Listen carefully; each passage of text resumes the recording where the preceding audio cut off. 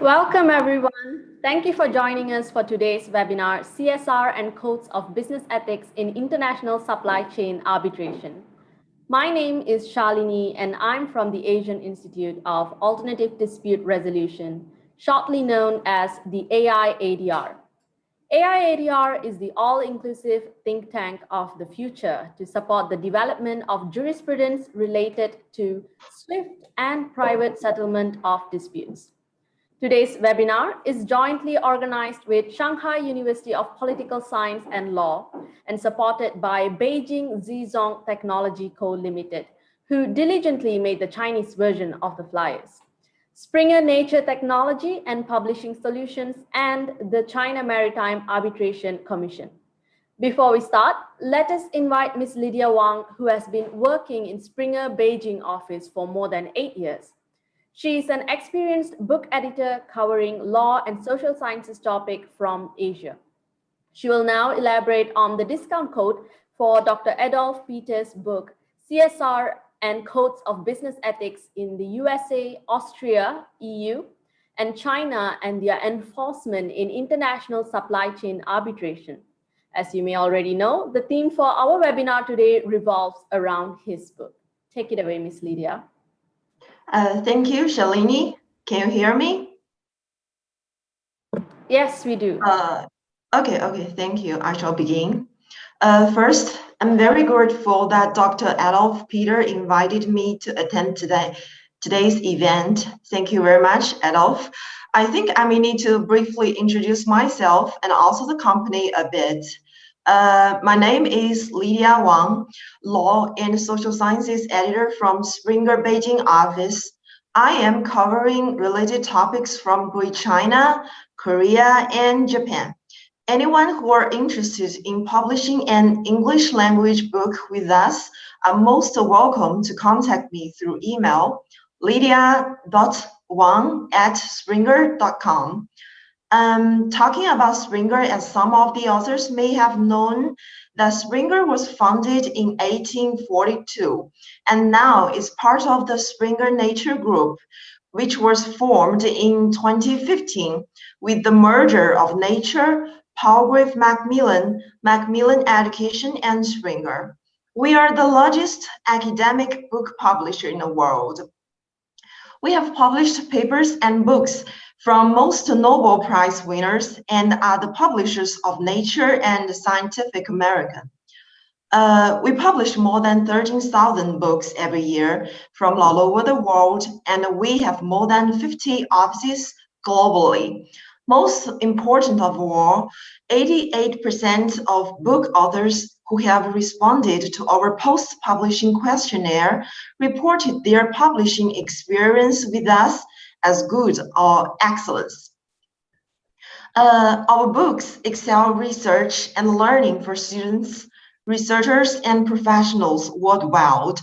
Springer Nature's books and ebooks deliver access to the most complete collection of scientific, technical, medical, business, humanities, and social sciences publications available today. Our goal is for researchers and students to find and use the books we publish when they are looking for them, when they need them. By having our books in every format, for example, we have PDF, EPUB, traditional print, and MyCopy. We break down the barriers between the books and the readers. So as you may see that for today's event, anyone could use the token given on the screen to purchase a print copy or an e-copy at 20% off from our website. Please use this token before May 13th, 2021. It's a great opportunity for buying the book from Dr. Adolf Peter. If anyone from mainland China wishes to buy the book, please just contact me instead, because due to the import law in China, all of our books have to be imported by agencies. So please just send me an email. I will handle this for you. Last, as the editor of this new book, CSR and Codes of Business Ethics in the USA, Austria, EU, and China, and their enforcement in international supply chain arbitrations, I would like to say Dr. Adolf Peter looks at the regulations imposed by various international companies on their social responsibility and the business ethic codes and explores the practical application of these regulations in international supply chain disputes. By analyzing real-life cases dealing with international supply chain disputes arising from violations of core provisions of supplier codes of conduct and taking into account national legal systems, he suggests that companies and legislators work together to establish or improve internal and external dual regulation corporate ethics and social responsibility systems to achieve a win-win situation for investors and other stakeholders. Overall, this book explores from a comparative law perspective, corporate social responsibility and the business ethic codes and their practical application in international supply chain arbitration, which are currently of great concern to the international community, and selects large enterprises in China, the United States, and Austria as the subjects of study, and makes prognostic recommendations to address the current gaps in uniformity of perceptions in this area, providing extremely valuable new ideas for the resolution of international supply chain disputes. Of course, the publication of this book provides legislators, legal practitioners, shareholders, corporate compliance officers, scholars from various universities, and researchers and students in various countries with reliable research and study materials that will definitely deepen their knowledge and understanding of corporate ethics codes and CSR policy systems, and will be beneficial to the efficient resolution of international supply chain disputes. That's all. Thank you. Shalini? Thank you, Ms. Lydia, for the wonderfully concise explanation on publishing Dr. Adolph's book and the discount code acquired by our participants today simply by joining this webinar. Without wasting any time, I shall now introduce the moderator of today's discussion, our member AIADR, as well as member for the Professional Development and Education Committee of AIADR, Mr. J. Patrick R. Santiago from the Philippines. With over a decade of legal experience, Mr. J has performed various roles in arbitral proceedings as party representative, tribunal secretary, and arbitrator. He is an accredited arbitrator of the Philippine Dispute Resolution Center, the Philippine International Center for Conflict Resolution, and the Office for Alternative Dispute Resolution of the Philippines, which qualifies him to act as an arbitrator in arbitrations involving government agencies in the Philippines. He is part of the expert pool of the Benchmark Chambers International and Benchmark International Mediation Center. Just a brief disclaimer to the webinar attendees today. If you have any questions for the speakers, you may send them in the chat inbox or the Q&A function on Zoom. Now, without further ado, we will turn the time over to Mr. J to introduce the speakers and get started on the sessions. Thank you very much, Shalini. I am honored and privileged to act as the moderator for this event. For the information of the audience, we will have 7 speakers speaking on various topics relating to corporate social responsibility, business ethics, and international supply chain arbitration. Each speaker will have around 15 minutes to do their respective presentations. For the audience, I would just like to reiterate what Shalini has mentioned, that if you have any questions, please feel free to send them in, and we will try to answer them after all the speakers' presentations. If you have a particular question addressed to a specific speaker, kindly indicate that in your question. Without further ado, let's begin with our first speaker. The topic of our first speaker's presentation is Overview of CSR and Codes of Business Ethics in the USA, Austria, EU, and China, and their enforcement in international supply chain arbitrations. Our first speaker is Mr. Adolf Peter. Mr. Peter is an associate professor at the Shanghai University of Political Science and Law, focusing on international arbitration, corporate governance, and corporate social responsibility. Furthermore, Dr. Peter is an independent arbitrator and a certified supervisory expert. Dr. Peter is listed as an arbitrator in the SIAC and its reserve panel, the Shanghai International Arbitration Center, and the Vienna International Arbitral Center. He is a fellow of the Singapore Institute of Arbitrators, the Austrian Chinese Legal Society in Vienna, the Asian Institute of ADR, and the Bali International Arbitration and Mediation Center. Dr. Peter is a member of the Chartered Institute of Arbitrators and the Austrian Arbitration Association. Ladies and gentlemen, let's hear it from Dr. Peter. Thank you very much for your very kind introduction, Jay. I would like to express my gratitude to the Asian Institute of Alternative Dispute Resolution, in particular to Datuk Professor Sundra Raju. I would like to express my gratitude as well to the Shanghai University of Political Science and Law for organizing this book launch webinar. I would also like to thank Springer, in particular Ms. Lydia Wang. I would like to thank the China Maritime Arbitration Commission and also the Beijing Chichong Technology for endorsing the webinar. Last but not least, I want to thank as well my esteemed colleagues for participating in today's panel. And of course, I would like to express my appreciation to everyone for attending this webinar. Milton Friedman once said that there is one and only one social responsibility of business: to use its resources and engage in activities designed to increase its profits. For Warren Buffett, two rules are of utmost significance.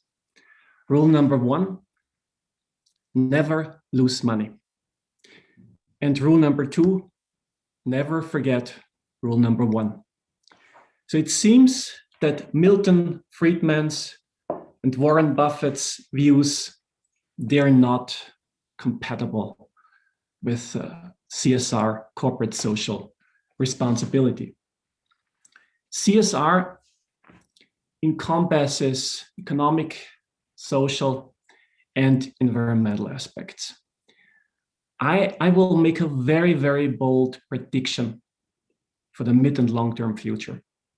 I predict that without the development and implementation of CSR policies, in particular, environmental and climate change related measures, companies will no longer be able to maximize their mid and long-term profits. An increasing number of empirical studies and surveys show very positive impacts of CSR policies on the financial performance of companies. Some of those studies are highlighted in my book. However, companies will have to focus on material, I repeat, material CSR aspects. Which CSR aspects are material and have a positive financial impact? This needs to be assessed individually and depends on the respective industry a company is in. Each industry has a very unique sustainability profile. Both investors and banks are increasingly interested in CSR topics as well.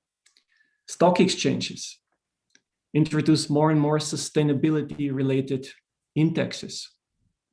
One of the most important of these indexes is the Dow Jones Sustainability Index. Green financing. Green financing gains more and more relevance as well. It's absolutely no foreign word anymore. Most importantly, CSR-related legislation, provisions and codes of corporate governance, listing requirements of stock exchanges, and the ever-increasing pressure of various stakeholders, such as conscious consumers, green investors, employees, NGOs, etc., etc. This will sooner or later lead to a situation where mid-term and long-term profit maximization will only be possible by implementing certain CSR policies, in particular relating to the environment and climate change. I would even go as far as environmentally oriented and climate change related business models will become a prerequisite for business success. Yes, I repeat, CSR, in particular green CSR policies and green business models as prerequisite for business success. That means that there will be no contradiction anymore between Milton Friedman's shareholder primacy model and the implementation of CSR policies in companies and their supply chains. Profit maximization with and not without CSR.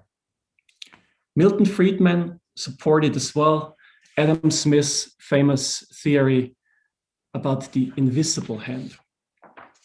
Pursuant to this theory, I quote, "An individual in pursuing his own interest is led by an invisible hand to promote an end which was no part of his intention. Nor is it always the worse for the society that it was no part of it.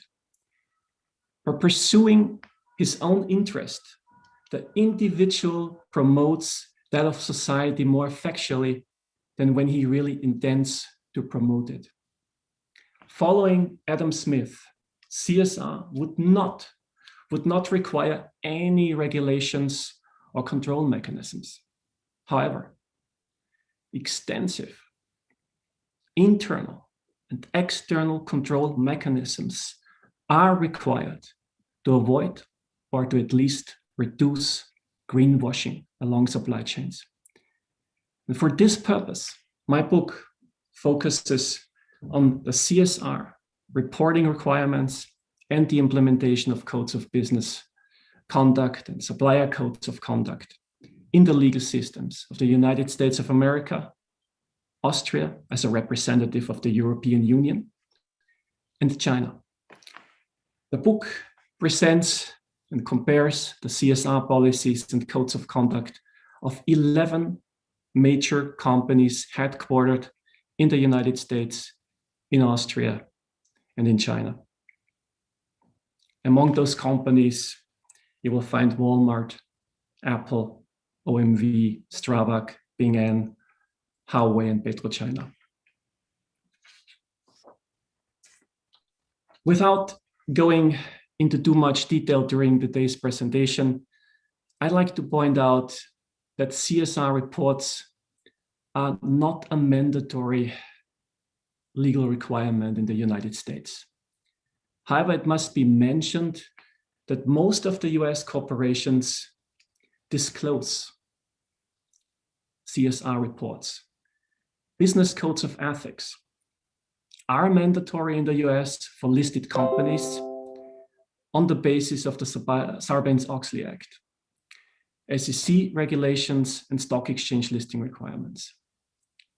The Austrian CSR regime is based on the EU Non-Financial and Diversity Information Directive. And this directive had to be implemented by all EU member states. Stock exchange listed companies are mandated to issue a detailed non-financial statement, which must relate as well to environmental aspects. Article 5 of the Chinese company law expressly stipulates that companies must conform to social morality and business ethics and must undertake social responsibility. We're going to hear about that in more detail from Ms. Michelle Xu later on.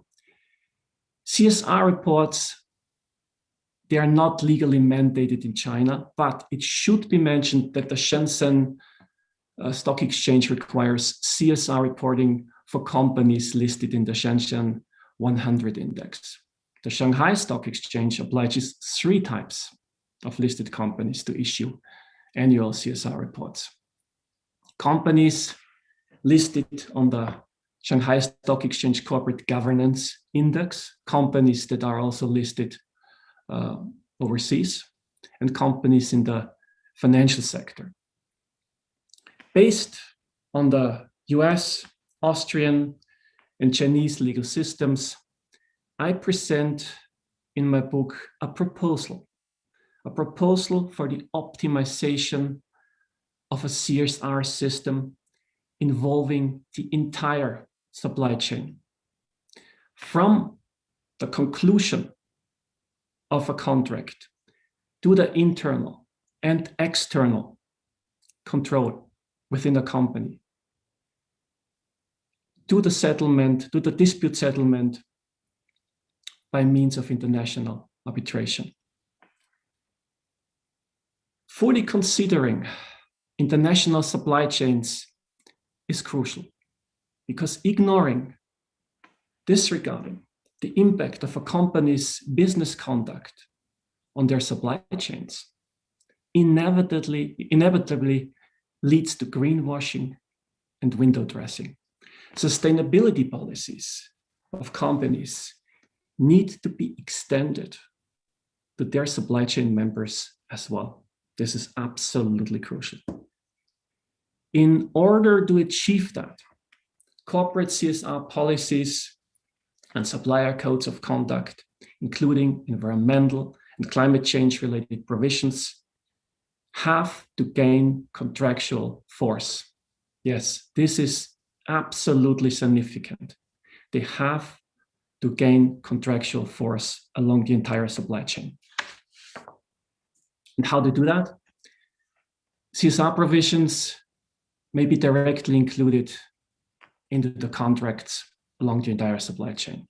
The contracts along the supply chain may also make reference to the supply chain leaders and the main contractors' supplier codes of conduct. Both express terms or the references have to be passed on along the supply chain by including back-to-back provisions in the respective contracts. An employer has to contractually bind the main contractor. The main contractor has to pass on the respective provisions to the subcontractors and so on. The same has to be done with arbitration clauses. In order to have joinders or consolidations along a supply chain, we need identical or at least compatible arbitration clauses. This is particularly in the interest of a supply chain party with recourse claims against another supply chain member.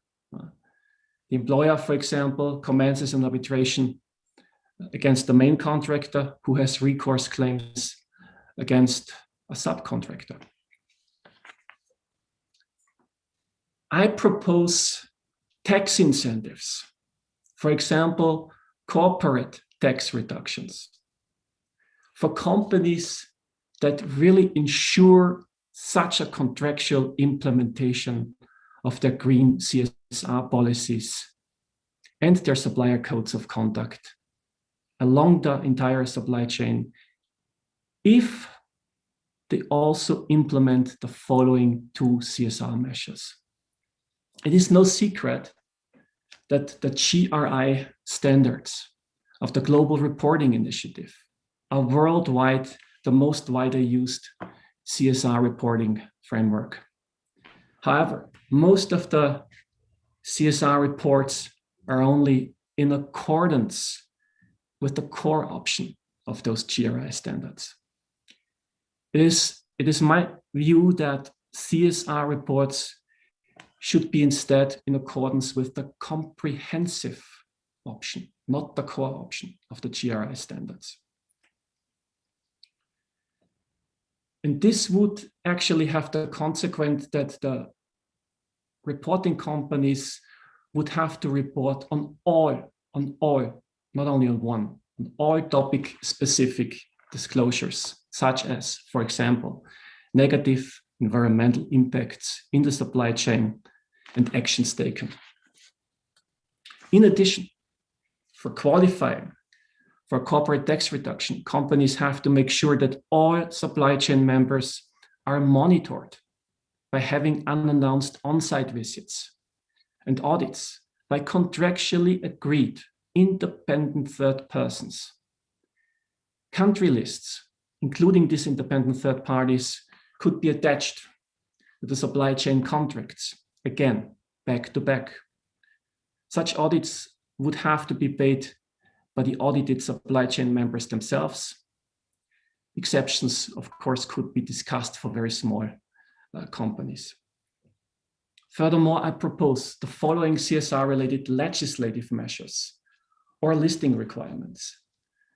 With regard to internal control, large companies should have to install a CSR committee comprised of independent directors. At least one member, preferably the chairman of this committee, should be a CSR expert, like the financial expert in audit committees.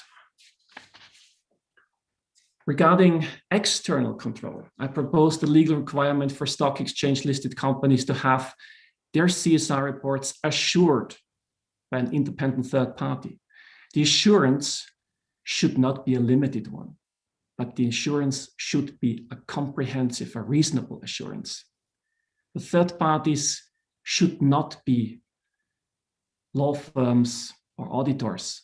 Instead, government certified CSR experts or newly established governmental authorities should provide a comprehensive assurance. We need laws, ladies and gentlemen, that grant financial rewards for whistleblowers if relevant irregularities are uncovered by a whistleblower. This system has already been successfully implemented in the United States. Section 922 of the Sarbanes-Oxley Act added Section 21F in the Securities Exchange Act of 1934. And last but not least, we need to discuss management's and directors' compensation. Parts of their compensation need to be dependent on the fulfillment of verifiable and quantified CSR targets, such as carbon emissions reductions.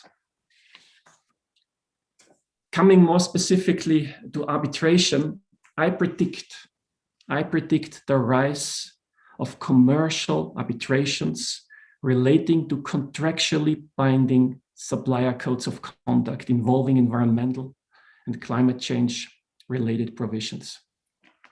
By the way, the book contains as well a fictitious case scenario involving multiple supply chain members and addressing contractual claims for damages arising from the violation of environmental provisions of a supplier code of conduct. The applicable substantive law in this fictitious case scenario provided in the book is English law. Why? Because English law is the applicable substantive law in many, many international arbitrations. English law, or at least law based on English law. And we're going to hear about that in further detail from Mr. Peter Ashford later on.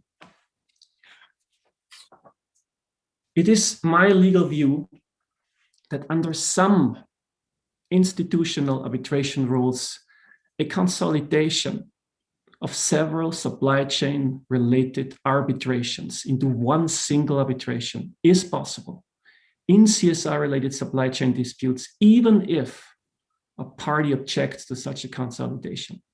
Of course, the arbitration agreements, they must be compatible and must not contain an express provision disallowing a consolidation.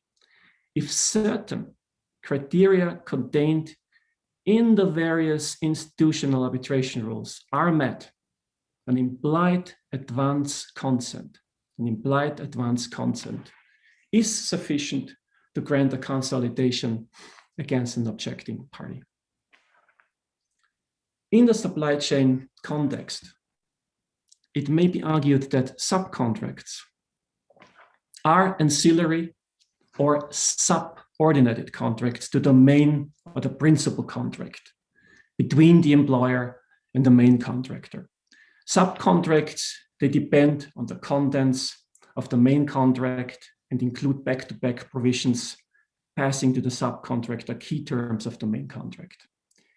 And this principle and ancillary contracts criterion I've just mentioned, we find, for example, in the SIC rules, Singapore International Arbitration Center, and in the CTAC arbitration rules.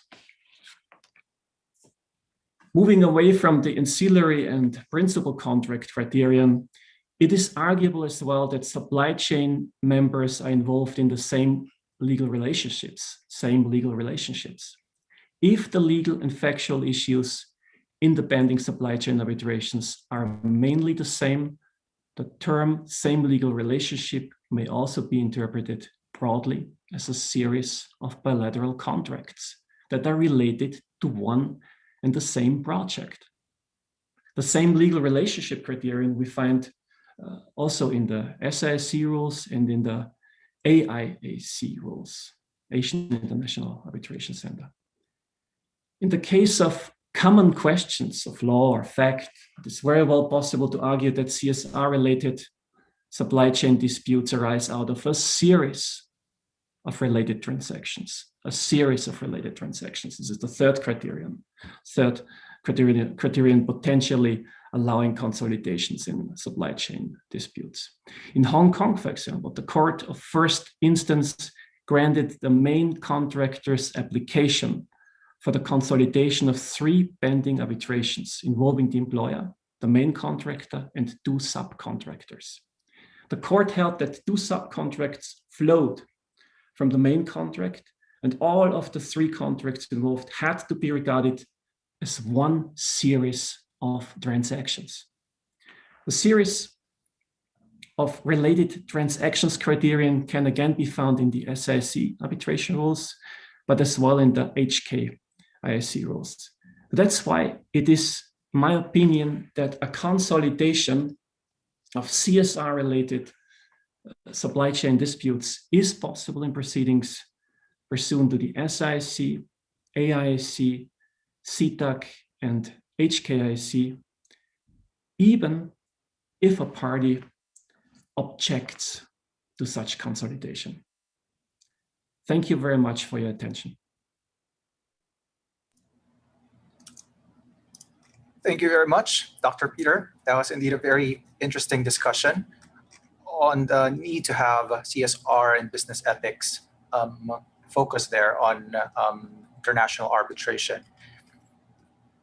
Our second speaker, ladies and gentlemen, will be discussing about the general significance of English law or law based on English law for international arbitrations.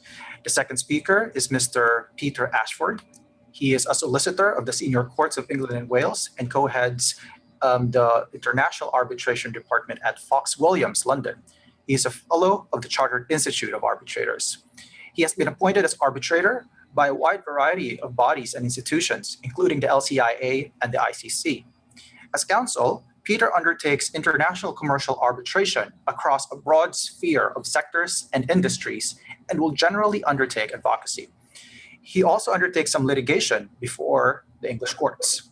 He is the author of a number of books, such as the Handbook on International Commercial Arbitration, Guide to the IBA Rules on the Taking of Evidence in International Arbitration, and Guide to the IBA Guidelines on Party Representation in International Arbitration. Ladies and gentlemen, let's all hear it from Mr. Peter Ashford. Thank you, Jay, for that very kind introduction. And thank you to Adolf for inviting me to speak and to the Icdr for hosting this event. it's fitting that an Englishman is the one to talk about English law. I saw the topics and I thought this has to be taken by the Englishman. As Adolf has said, English law is the most popular choice. I've tried to find the statistics and I have failed, but I think anecdotally at least, it's the most popular choice of governing law for international contracts. Of course, parties have a choice. They don't have to choose English law. There are something like 320 jurisdictions around the world that could be chosen. Of course, jurisdictions are different to sovereign states. There are about 200 sovereign states. So in the British Isles, for example, we have 7 different legal jurisdictions, and in America, they have 51. There are 4 broad divisions of jurisdictions. Firstly, the English common law group, and the ideology was obviously developed in England, and other main members of that group are Hong Kong, New South Wales, Ontario, Singapore, and similar countries. Hong Kong and Singapore are also very popular jurisdictions of choice for governing law, but English law is by far the most popular. Ireland is a contender, and in Africa, Kenya, and possibly Nigeria and Ghana. Secondly, the American common law group. These were originally English-based, and the most popular of those by far is New York. Thirdly, there is the Napoleonic group, and France is the key proponent of the Napoleonic group, and it also has Belgium, Italy, Luxembourg, and Spain. In Africa, the Ivory Coast is probably the center of 17 sub-Saharan African countries adopting a version of French business law. Thirdly, you have the Roman Germanic group, with obviously Germany at the center of that, with many other adherents, including the Netherlands, Sweden, and Switzerland. And fourthly and finally, you have the common law civil law group, comprising jurisdictions such as China, Japan, Scotland, and South Africa. They are all anglicized English common law via America in the case of Japan. Japan was originally based on German law, Scotland on Roman law, etc. But English law is chosen by many parties, even though they have no geographical connection to England. And I will refer to English law rather than the law of England and Wales, simply to make it a little bit quicker. The modern law of contract in England is primarily a creature of the Industrial Revolution and the social legislation of the 20th century. But the formal development began much earlier, after the Norman Conquest in 1066. William the Conqueror created a common law across England, and throughout the Middle Ages, though the access to the court system was minimal, what were now considered contractual disputes were consciously restricted to the privileged few through onerous pleading requirements, various other court formalities, and court fees. If people wanted to dispute a debt, for example, they and their witnesses would go to court and swear oaths, and that was called a wager of law. The problem with it was that if they lost, they risked being found to have perjured themselves and be liable to criminal offences for perjury. So that was a great incentive, certainly not to lose. The royal courts were fixed to meet in London by the Magna Carta in 1215, and they accepted claims for what we now know pretty much as torts. A jury would be called, no wager of law was required, but some breach of the peace had to be alleged. So you found, for example, in a case in 1317, somebody who bought some wine contaminated with salt water, having to allege, although it was a complete fiction, that the contamination was done with force of arms, namely swords and bows and arrows. That's how you had to allege things in those days. But increasingly, English law on contractual bargains was affected by trading relations, and in particular with Northern Europe. The Magna Carta in 1215 guaranteed merchants safe and secure exit and entry to England for buying and selling by the ancient rights and customs, quit of all evil tolls. And in 1266, King Henry III granted the Hanseatic League a charter to trade in England. The Hanseatic League was a group of towns, effectively, spread from the Low Countries, from Belgium, all the way through to the Baltic countries. They were to the east of England, and they were called the Easterlings because of that. They bought goods and they bought money, and because they came from the east, or Easterlings, the currency became called sterling as an abbreviation of Easterling. And that, incidentally, is where the name of our currency comes from.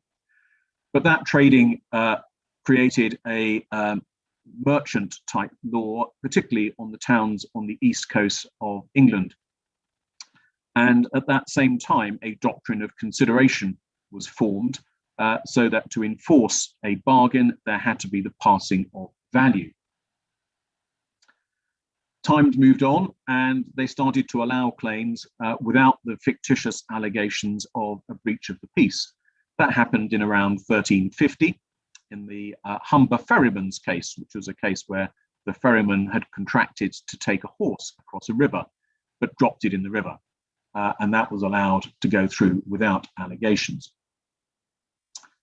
Those such things as wages of law and covenants were largely done away with by something called the Statute of Frauds in 1677. And that's one of the oldest legislations that we still use today in working out where some contracts, particularly guarantees, for example, have to be in writing and some formality is required.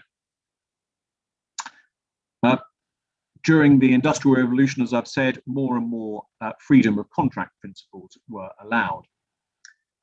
This reached its high point, really, in about 1875 in a case called Printing and Numerical Registering Co. and Sampson.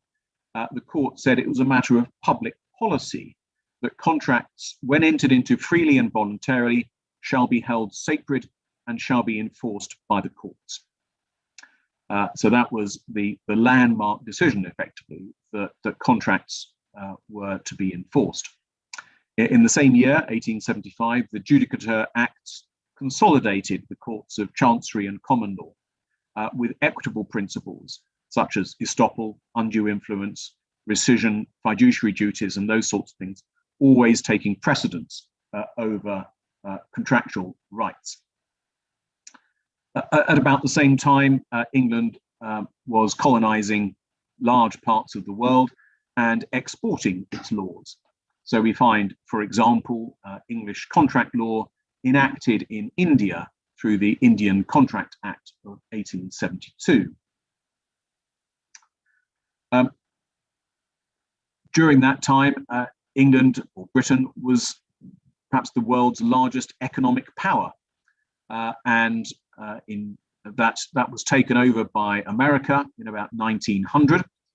And in those economies, there was a preponderance of banking and capital markets. And those banks and capital markets wanted to use laws that they knew and were familiar with, and that furthered the export of English law. But there are four key features of English law that, well, many more than four, but I'll only touch on four key features of English law that make it popular. The first of those is predictability.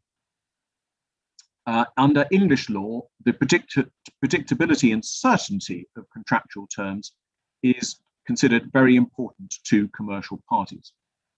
The courts will typically uphold what the parties have agreed and will not put a gloss of, for example, good faith on that agreement. An example of that is the typical Friday-Monday case called the Laconia in 1977. There was a hire of a ship. The hire fell due on a Sunday, but had to be paid in advance. The charterer paid on the Monday, the money was sent back, and the ship repossessed on that day. The court held that payment in advance on a Sunday required payment on a Friday, and payment on a Monday was simply not good enough.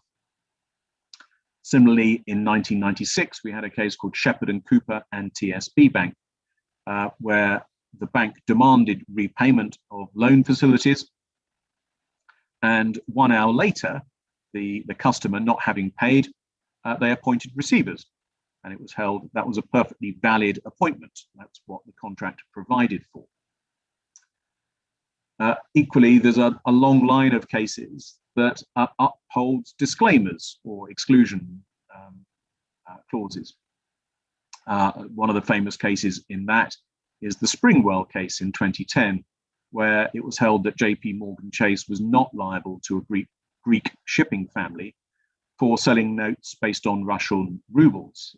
JP Morgan Chase had excluded their own responsibility and said that the buyer of the notes had to do their own due diligence, and the court upheld that exclusion. The court considers that it would be unjust for people to incur large liabilities where the sophisticated negotiators of the contract have agreed something different. It's up to parties to agree, in effect, whatever they want, and the English law will uphold, not rewrite, legitimate contracts. The same cannot be true, I suggest, for many other jurisdictions, for example, France, Germany, or even New York, who all have a concept of good faith, which in practice can be used to change what the parties have agreed. For example, in France, under debts, obligations, the payments can be deferred and the interest rates can be reduced if that is considered by the court to be fair. English law, nevertheless, allows the parties to agree, if that's what they want to include a good faith clause and any other provisions that they want to. So there's many instances where under contract, the parties have agreed good faith and the court will then uphold that. The second main thing is precedent. And to ensure predictability, English courts have a doctrine that the lower courts must follow the higher courts. It's known as precedent. Therefore, you know where you are in terms of a decision. This is specifically not the case in France or Germany, and all members of the same groups, nor in practice is it the case in New York, largely because of jury trials and juries doing something different. Thirdly, I will touch on commerciality. And again, the courts strive to uphold rather than annul contracts which the parties have formed. There are numerous illustrations of that. And fourthly and finally, freedom of contract. English law does not override any provisions that the parties wish to agree, whereas many other countries do. They don't allow the parties to decide for themselves, for example, on assignment. And a good application of English law's prevalence was in the case of the bankruptcy of Greece in 2012, when they wanted to take away the old bonds issued by the Greek government and substitute new bonds. The bondholders wanted English law, whereas the various countries wanted one of the 17 Eurozone systems of law to be used. But when they looked at it, actually English law alone satisfied the key requirements everyone agreed had to exist. Some countries didn't pass either test, and some didn't pass any at all. In conclusion, therefore, because I'm conscious of the time, the international business community can make an informed choice of what law they want, and using that informed choice, they typically will choose English law for the reasons that I've set out above. The law is our servant and not our master. Thank you very much, and back to you, Jay. Thank you very much, Mr. Ashford. We shall now proceed with our third speaker.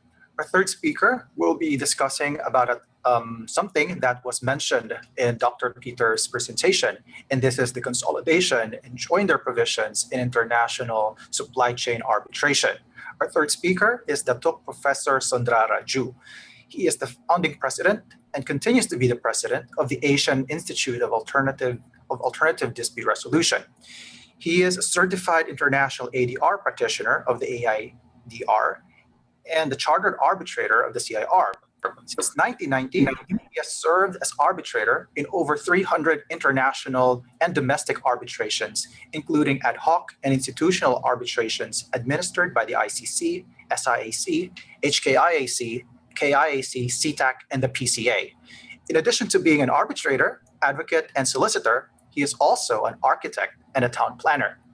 He was a director of the AIAC from 2010 to 2018, the chairman of the Asian Domain Name Dispute Resolution Center in 2018, the deputy chairman of the FIFA Adjudicatory Chamber in 2018, the president of the Chartered Institute of Arbitrators in 2016, the president of APRAG in 2011, the founding president of the Society of Construction Law Malaysia, the founding president of Malaysian Society of Adjudicators, and the founding president of the Sports Law Association of Malaysia. Ladies and gentlemen, Professor Datuk Sondra Raju. Thank you, Jimmy. Very kind. Such a long introduction. I'll get straight into it. Good afternoon, distinguished panelists and participants.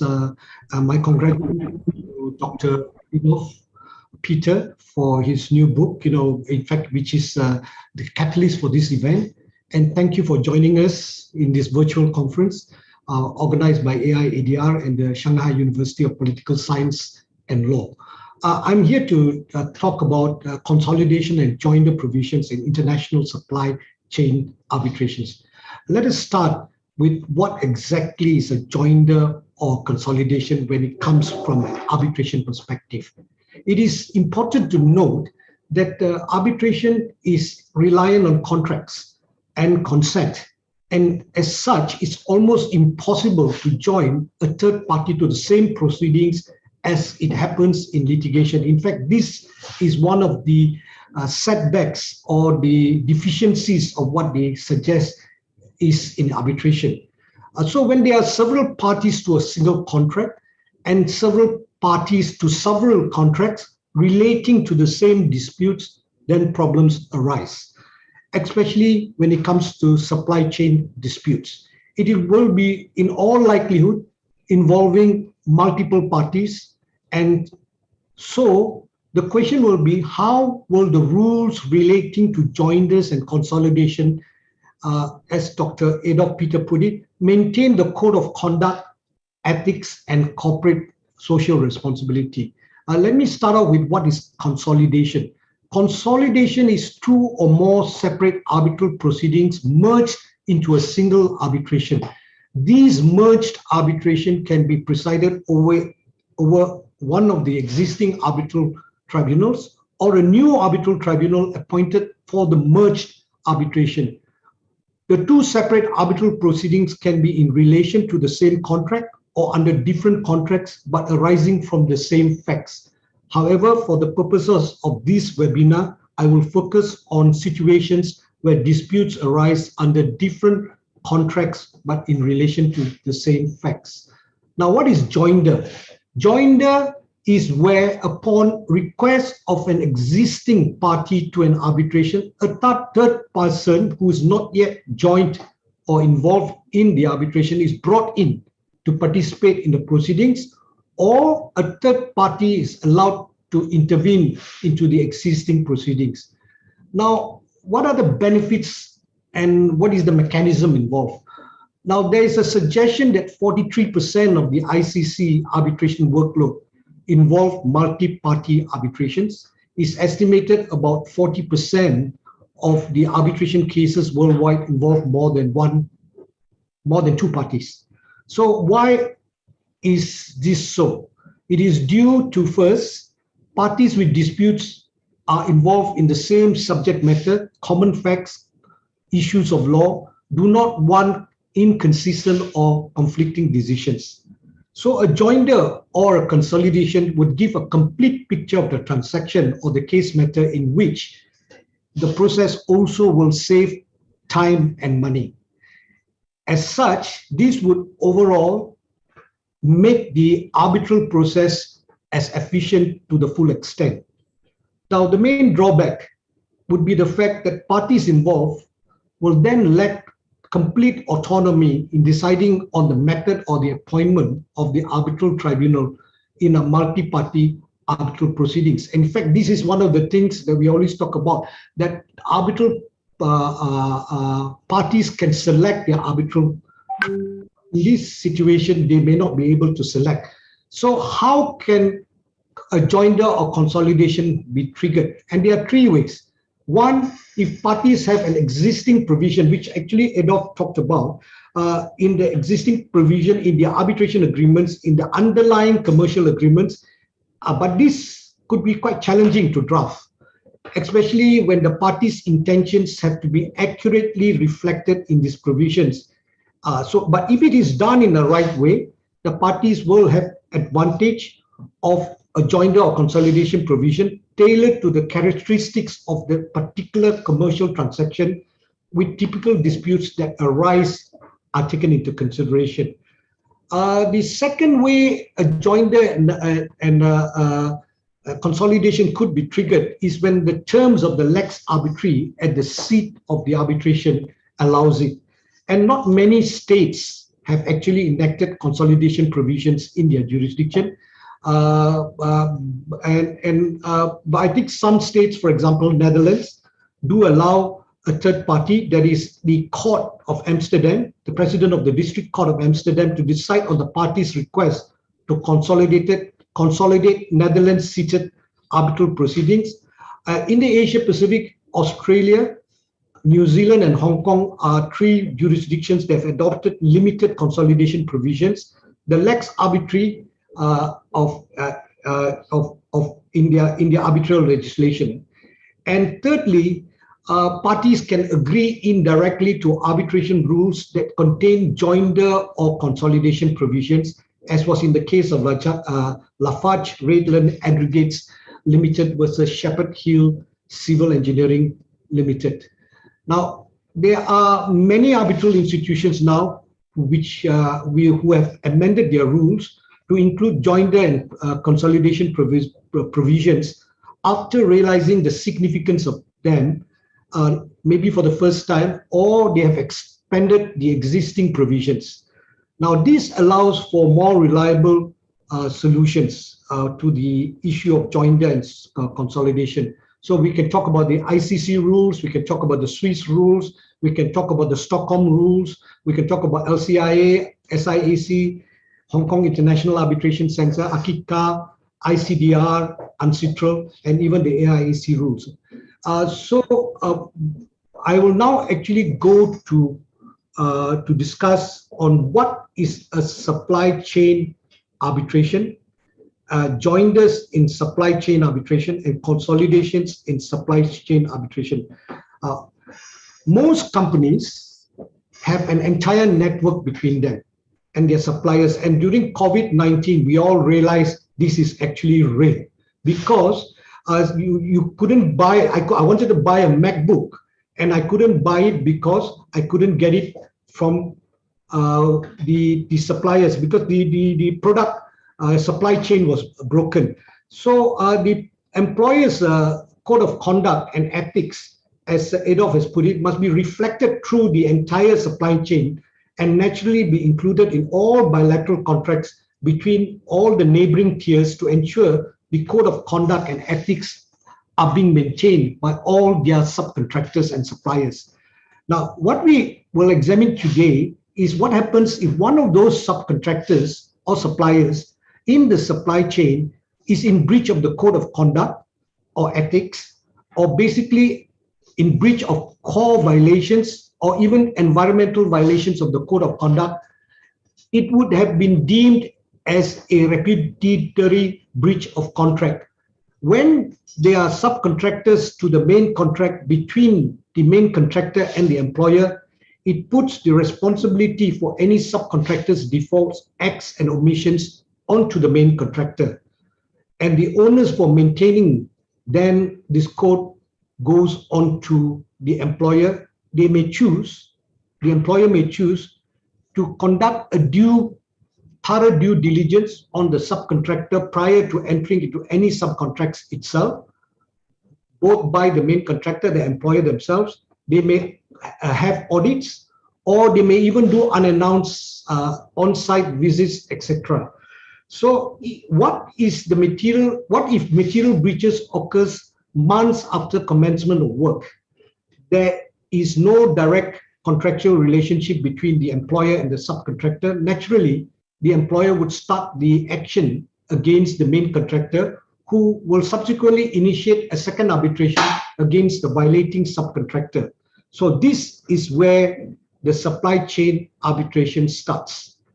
Under litigation rules, consolidation of different claims into a single proceeding is a question of resources and is not the will of parties. Public policy is not relevant in an arbitration, as it is a voluntary method of dispute resolution. So arguments against the consolidation made by objecting parties and commentators focus on mainly the lack of parties' consent, the non-participation in the appointment of the arbitral tribunal, potential infringements of the parties' substantive rights, allocations of arbitral fees and other costs, and generally a lack of efficiency. Now, where joinders in supply chain arbitrations are concerned, the joinder of a third party upon an initiative of one of the disputants in the pending arbitration will include where a claimant initiates the proceedings against a respondent, tries to join a third party in a pending case as an additional respondent, or the respondent itself tries to join a third party in a pending arbitration. So these are two possible ways.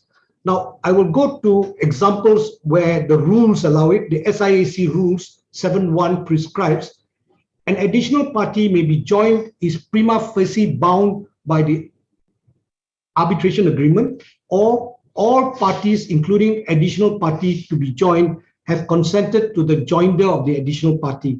The AIC rule sets a similar provision that any party to the arbitration or any third party may request one or more additional parties to be joined as a party to the arbitration, provided that all parties to the arbitration and the additional party give their consent in writing to the joinder, provided that such additional party is prima facie bound by the arbitration agreement.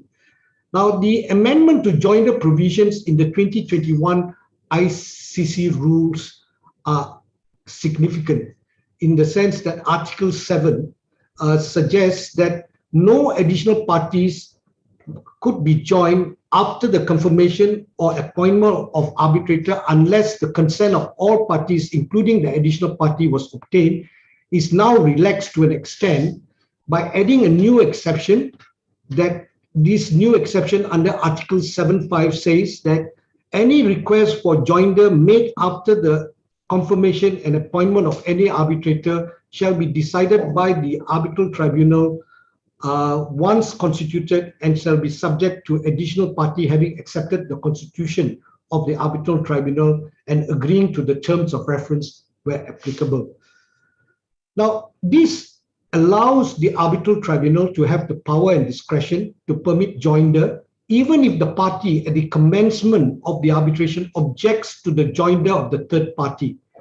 There are a lot of possibilities for such joinders down the lane after the case starts developing, especially when the relevance of the final award or the decision is bolstered by joinder of the consenting additional party, if they have evidence crucial to the dispute or have a vested interest in its outcome. Allowing such joinders can ensure the efficiency of the award by ensuring the effect on all involved parties by the award is considered, and reduces a need for parallel proceedings in national courts, which impedes the enforcement of the final award, avoiding unnecessary delay, ensuring equality treatment of all parties.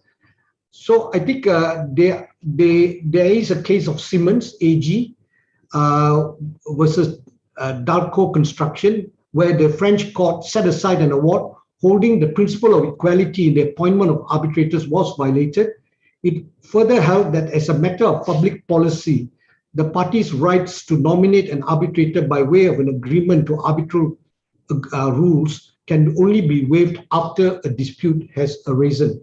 So the new Article 75 of the ICC rules sets out also a non-exhaustive list of relevant circumstances which should be considered by the arbitral tribunal, including whether the arbitral tribunal has prima facie jurisdiction over the additional party, the timing of the request for the joinder, possible conflicts of interest, and the impact of the joinder on the arbitration procedure.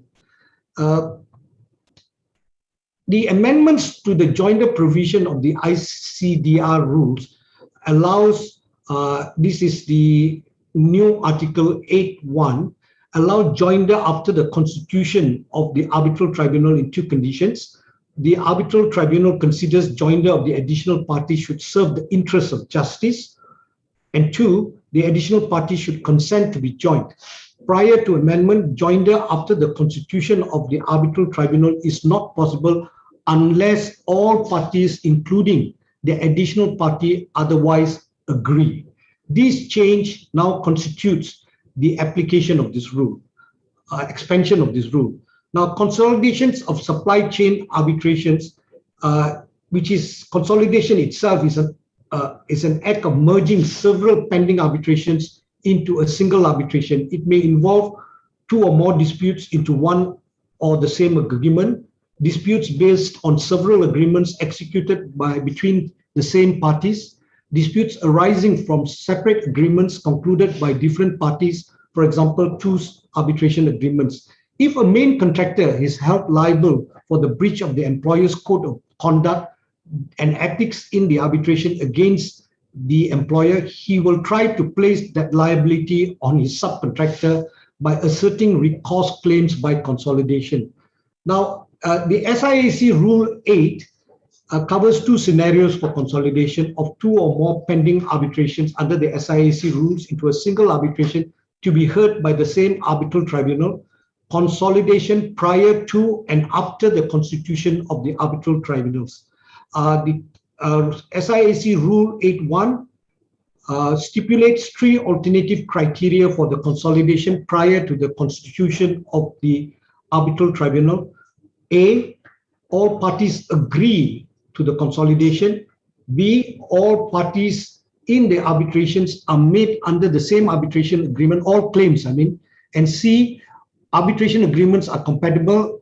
And one, disputes arising out of same legal relationship. Disputes arise out of the contracts consisting of principal contract and its ancillary contracts. And three, disputes arise out of the same transaction or series of transactions. The AIC rules also go to the similar situation. I'm going faster because I'm told that I'm running out of time. Can I just move on to the conclusion now? Let me say that arbitration is a creature of consent of the parties, and as such, to enable the joinder and consolidation process to go on smoothly in the case of a supply chain dispute, it is recommended, as Dr.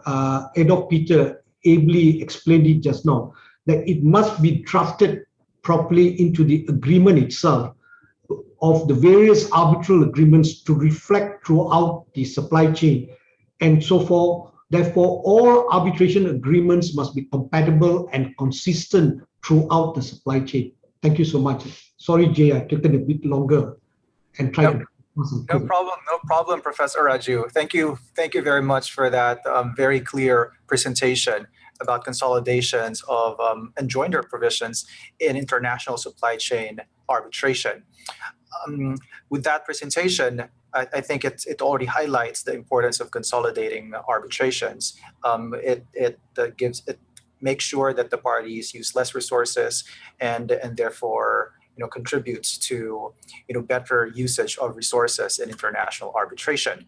Now, knowing that China has a huge role in global supply chain, our next speaker will be speaking about consolidations pursuant to the arbitration rules of the China International Economic and Trade Arbitration Commission and the China Maritime Arbitration Commission. Our next speaker is Dr. Li He.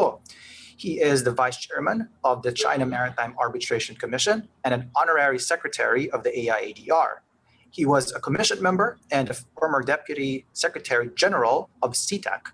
He was a former board member of the Arbitration Institute of Stockholm Chamber of Commerce, and he's concurrently a member of the ICC Commission on Arbitration and ADR and the Vice Chairman of the ICC China Commission on Arbitration and ADR. Ladies and gentlemen, Dr. Li He. Thank you, Ms. G, for your kind introduction.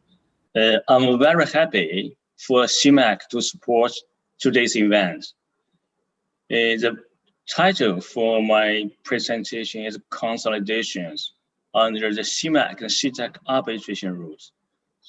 So the consolidations under CMAC and CTAC arbitration rules include, generally speaking, two situations. The first situation in the stage of the substance of a case. In this stage, the consolidations may be realized by way of a single arbitration of multiple contracts, pursuant to Article 14 of CMAC Rules 2018 and the CTAC Rules 2015. So by the provisions, the claimant may initiate a single arbitration concerning disputes arising out of a connection with multiple contracts, provided that A, such contracts consist of a principal contract and its ancillary contracts, or such contracts involve the same parties, as well as the legal relationships of same nature, as mentioned by Professor Sandra Raju. The B, the disputes arise out of the same transaction or the same series of transactions, and the arbitration agreements in such contracts are identical or compatible. So this is the first situation. Another situation is after acceptance of case and in the arbitration proceedings, the consolidations may be also realized under Article 19 of the CMAC and CTAC rules. So situation is a little bit complicated. Upon the request of the party, the institution CTAC CMAC may consolidate two or more arbitrations pending into a single arbitration if A, all of the claims in the arbitrations are made under the same arbitration agreement. B, the claims in the arbitrations are made under multiple arbitration agreements that are identical or compatible, and the arbitrations involve the same parties as well as the legal relationships and same nature. Or C, the claims in the arbitrations are made under multiple arbitration agreements that are identical or compatible, and the multiple contracts involved consist of principal contract and its ancillary contracts.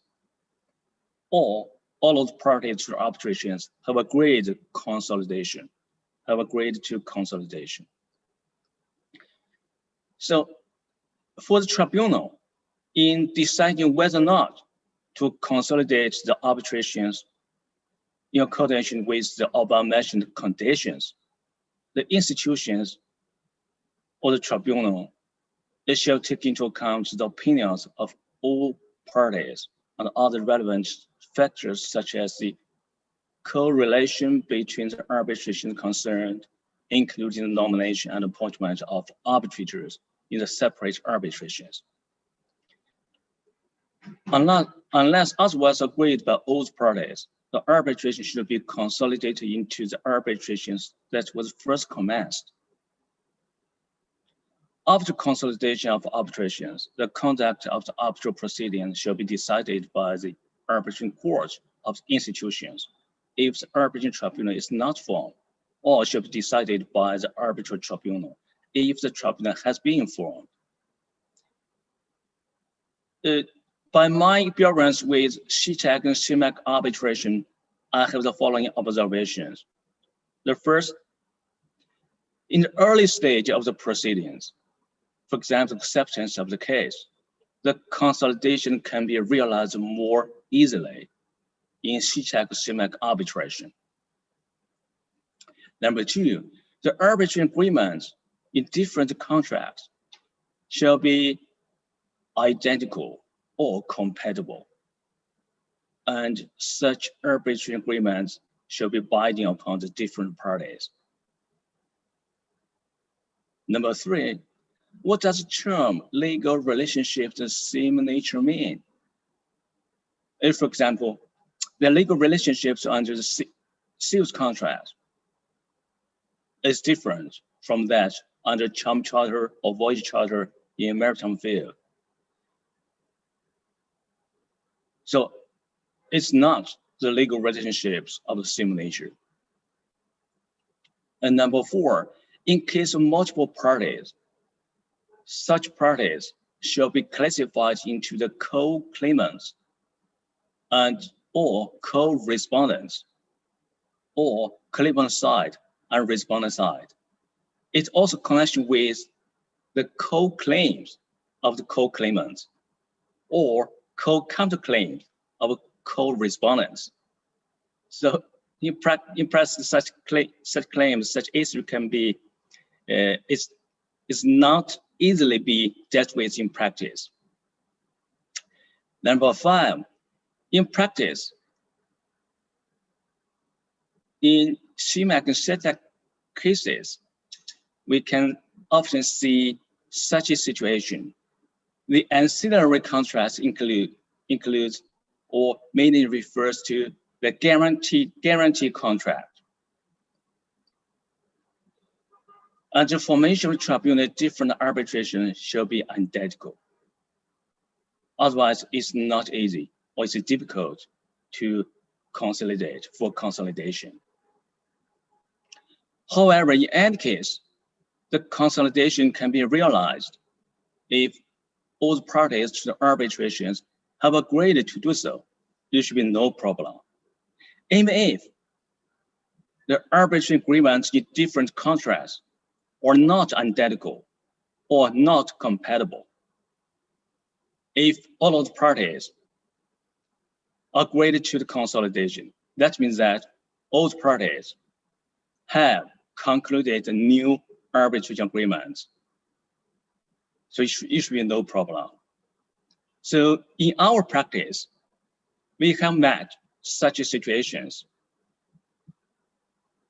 All of the parties, but the arbitration agreements in different contracts are not identical, not compatible, but all of the parties agreed to consolidation and re-concluded new arbitration agreements so as to the claims, the disputes can be dealt with, can be resolved in one case, in one single arbitration.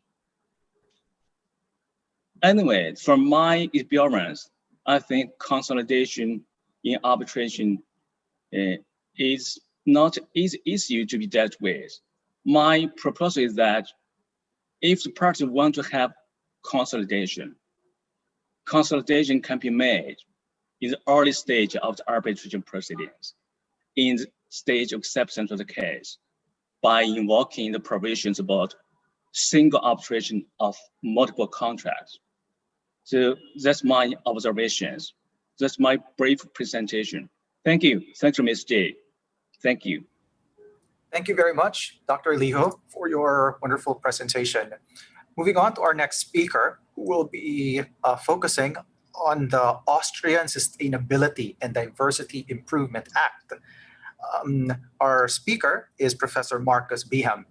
Professor Biham is an assistant professor and the chair of Constitutional and Administrative Law, Public International Law, European and International Economic Law of the University of Passau, Germany. He is an adjunct lecturer in international law at the University of Vienna, Austria. Prior to returning to academia, Marcus was part of the international arbitration group of Freshfields, Bruckhaus, Deringer LLP, resident in the firm's Vienna office. He continues to provide expert advice for private clients, law firms, NGOs, international organizations, and states on matters of international law, EU law, and arbitral procedure. Ladies and gentlemen, Professor Marcus Biham. Thank you so much. Thank you for the kind introduction, and thank you so much for the invitation to speak at this distinguished panel to discuss Adolf's book. And I will try to be as brief and concise as possible to allow perhaps for some opportunity for discussion. Now, perhaps as the token Austrian alongside our author, I've been asked to talk specifically about an aspect of domestic implementation of CSR reporting touched upon in the book, which is the Austrian Sustainability and Diversity Improvement Act. Nachhaltigkeits- und Diversitätsverbesserungsgesetz, short NADIVEG, a somewhat clumsy abbreviation that I will still be using throughout my presentation for the mere sake of brevity. What the NADIVEG did in 2017 was add an additional provision, section 243B, to the Austrian Commercial Code, and thereby additional reporting requirements for certain kinds of large corporations. But this presentation may also be illustrative of current developments within the European Union as a whole. If we look, for example, to the trade policy of the EU, we see inclusion of chapters on sustainability, environmental and health protection, as well as labor standards. When the European Union concluded its free trade agreement with South Korea, the little academic and policy commentary out there found almost in unison that those chapters constitute dead letter, as mere political commitments. One of the first things the European Union actually did was institute panel proceedings against South Korea for violation of commitments to labor standards under that free trade agreement. Increasingly, and this is one of the main takeaways I read from Adolf's book, CSR, human rights, and other previously soft and nice to have standards and policies will be a necessary asset for any company wanting to participate in international economic relations on a global scale. But what is the NADIVEG about? The NADIVEG itself is based on the EU Directive 2014/95 on the disclosure of non-financial and diversity information, or short, the NFI Directive. It imposes on large stock exchange listed companies a duty to disclose certain CSR information in their management reports, and thus responds to the need to improve the disclosure of social and environmental information to investors, consumers, and other stakeholders. The NFI Directive acknowledges that disclosure of non-financial information is vital for managing change towards a sustainable global economy by combining long-term profitability with social justice and environmental protection. As Adolf writes in his book, this means that the NFI Directive accepts the fact that, one, investors are increasingly interested in a company's sustainable long-term profits, and two, consumers and stakeholders more and more demand a company's social and environmental engagement. In 2017, the EU Commission adopted the guidelines on non-financial reporting to enhance business transparency on social and environmental matters. They seek to support companies in complying with their reporting obligations, and it also adds the aspect of trafficking in human beings as amongst the possible objectives of due diligence processes to be reported. Now, as to its implementation, new section 243B of the Austrian Commercial Code requires large entities of public interest in exceeding an average number of 500 employees during the financial year to include a non-financial statement in their management report covering sustainability and diversity issues. Such an obligation must therefore be created for companies for which the following cumulative conditions are met on the reporting dates. Number one, the company is a public interest entity as defined in the Austrian Commercial Code. So this is primarily stock exchange listed companies, banks, insurance companies, and so on. Secondly, the company must have more than 500 employees in 2 consecutive financial years. And thirdly, the company is large as defined in the Austrian Commercial Code, meaning total assets in excess of 20 million euro over 2 consecutive financial years, and all sales exceeding 40 million euro. As Adolf points out in his book, pursuant to recital 14 of the NFI directive, small and medium-sized enterprises should be exempt from the disclosure requirements. In addition, the Austrian Economic Chamber rejects an extension of the disclosure requirement to such small and medium enterprises based on the plausible argument that additional report obligations create higher costs, which would lead to competitive disadvantages in relation to companies located in member states which do not have such a requirement. However, such small and medium enterprises are now indirectly covered by the NFI directive and the NADIVEG, since there may be a need to retrieve information from them along the supply chain if their activities have a negative impact on CSR aspects. The reporting companies have to disclose the information received by the SMEs if it is material.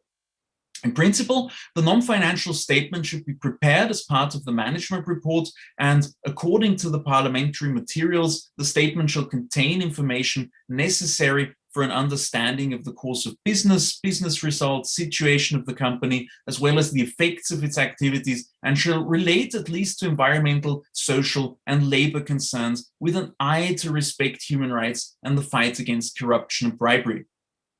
The non-financial statement builds on the analysis of non-financial performance indicators, which in Austria all large companies are required to provide in their management report. And as Adolf writes, the analysis of the non-financial statement shall include an explanation of the non-financial key performance indicators referring to amounts and details reported in the annual financial statements.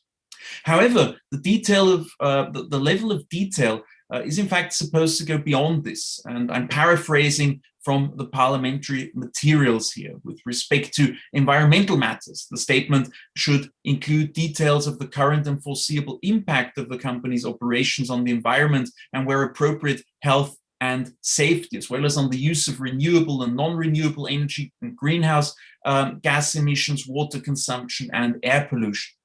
With regard to social and employment issues, the declaration should include information on the measures taken to ensure equality in terms of gender, origin, and religion, on the implementation of the fundamental conventions of the International Labour Organization, on working conditions, social dialogue, in particular with employee representatives. With regard to human rights and the fight against corruption and bribery, the non-financial statement could include information on the prevention of human rights violations and on existing instruments to fight corruption and bribery. It might be significant here that the legislator itself seems to be unclear of which these might be when elaborating generically and in the conditional.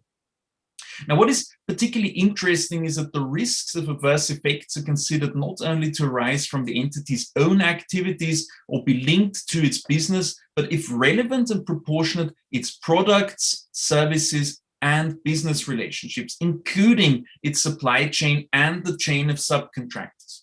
However, as a rule, it will be sufficient to obtain information from the direct customer or supplier. Now, if the company does not follow a concept with regard to any of the individual concerns addressed in the NAVIDEC, the non-financial statement has to contain at least a justification why this is the case. The obligation to prepare the non-financial statement, therefore, does not simultaneously imply an obligation to pursue a concept in all matters, but rather codifies a comply or explain approach. Now, we'll not go into detail on the reporting standards in the interest of time, but the parliamentary materials reference a number of different schemes in existence today and even express a clear preference for the G4 standard of the Global Reporting Initiative, which is why Adolf in his book also devotes a specific section on this Global Reporting Initiative and elaborates on those standards. Now, in conclusion, what can be learned from all of this? Talking to corporate lawyers about the amendments to the Commercial Code, most in fact responded that they just had to Google NADIVEG following my question. So at least, and that is my hope in preparing for today's webinar, I may have managed to raise some awareness for the issue. But that might be overly optimistic. Earlier today, I was talking to an auditor specializing in sustainability certifications. And his comment was that based on current practice, the impact of the NADIVEG on non-financial disclosure is simply nothing more than the addition of a short marketing essay about the company without any comparative value. Most corporations apparently do not give clear parameters, but reproduce platitudes and highlight what my auditor friend called, and I quote, Mickey Mouse projects such as we bought an electric car and planted a tree, end quote. Now, this may of course be polemic, but it probably quite amply reflects some of the issues that Adolf also points to in his book. But when Adolf writes that there were no EU-wide legal minimum requirements regarding the extent of disclosed non-financial information so far, the NFI directive and its implementation through the NADIVEC is a start at least. Adolf writes that disclosures along the supply chain can best be guaranteed by contractual arrangements between the reporting companies and the small and medium entities along the supply chain. This, of course, also touches upon one of the core issues we're talking about here today, of supply chain legislation, which is the preservation of trade secrets that stands in the way. And this will perhaps be the primary challenge in implementing such future initiatives. But they're already at the gates, and we have to deal with it. Just last week, the European Commission adopted a proposal for a corporate sustainability reporting directive to build a bridge to ADR. What will happen to awards that in the future will be considered inconsistent with an ordre public chain considerations? What Adolf's book contributes and makes it so important a contribution is the clear statement that sustainability and diversity must not necessarily constitute burdensome window dressing in management reports, but can clearly be linked to profit maximization. Greenwashing will not be sufficient to take companies into the 21st century. It will be both a challenge and opportunity for the legal profession to make corporations fit and ready to meet those challenges. I very much look forward to the final presentation and the following discussion. Thank you again. I rest it here. Thank you very much, Dr. Biham. Now, ladies and gentlemen, from the EU, let's try to see what they have in the USA. Our next speaker will be speaking about shareholder value versus stakeholder value in the USA. Our next speaker is Professor Ezra Wasserman Mitchell. He is currently a professor of law at Shanghai University of Political Science and Law, Shanghai PRC. He is also a senior foreign law consultant at the Global Law Office, Shanghai, China, and an expert consultant of Benchmark Chambers International. Further, Professor Mitchell has also served as co-editor of SSRN Journal of Multidisciplinary Business Law since 2005. Among others, Professor Mitchell founded, chaired, and was the executive director of the Center for Law, Economics, and Finance at the George Washington University Law School, Washington, D.C. Among his other books is Corporate Responsibility, America's Newest Export, available in Japanese, French, and German. Ladies and gentlemen, Professor Ezra Wasserman Mitchell. Thank you, Jay. I'm quite honored to be here today, and I want to congratulate my new colleague, Adolf, on your great book. I'm looking forward to you coming to China, whenever that might be. So but having just congratulated you, I want to start off by taking issue with you a little bit. And you and Marcus both use the term profit maximization, and I think that's part of where the problem begins. I will get to that in a moment, but and you also use it in relationship to China, whereas you know in the SOEs, profit maximization is not the goal. I actually think in a Zen sort of way, if you aim for profit maximization, you will not achieve profit maximization. So let me begin. I confess to, although I've spent my entire career studying these issues, I confess to being a CSR skeptic. I was there at the beginning. I was skeptical at the beginning. I remain skeptical, although I confess that it has become a very large industry. So perhaps I'm wrong based on the empirics.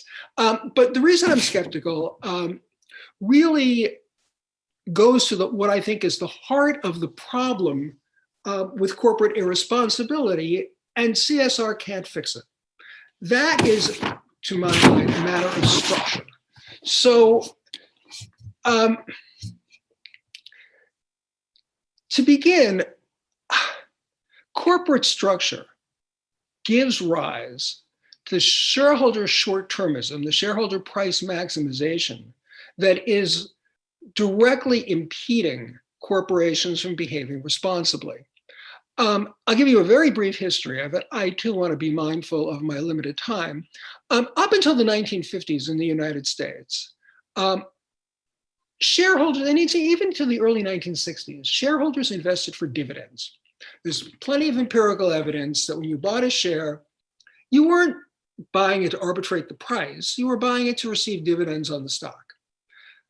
Everything started to change in the 1960s, and there's more history involving the New York Stock Exchange and its promotion of stock ownership after the crash that I don't have time to get into. But in the 1960s, the financial concept of conglomeration began to take hold. The idea was, if you manage a portfolio of stocks, why not manage a portfolio of companies? I think the only successful example of that might be Warren Buffett. But what happened in the 1960s was a lot of companies, shell companies were formed, and they acquired bunches of companies in unrelated businesses, and just as you might assemble a stock portfolio. And that looked like a really good idea. And what it introduced into the market was the idea of making money on stock price, because of course, all you had these takeovers of these portfolio companies, the stock prices were going up. All of a sudden, shareholders' attitudes changed. Maybe I don't have to wait for my slow, humble dividends. Maybe if I buy the right stocks, I'll be able to profit quickly from the stock price. And so that created a significant turn in the way investors looked at the market.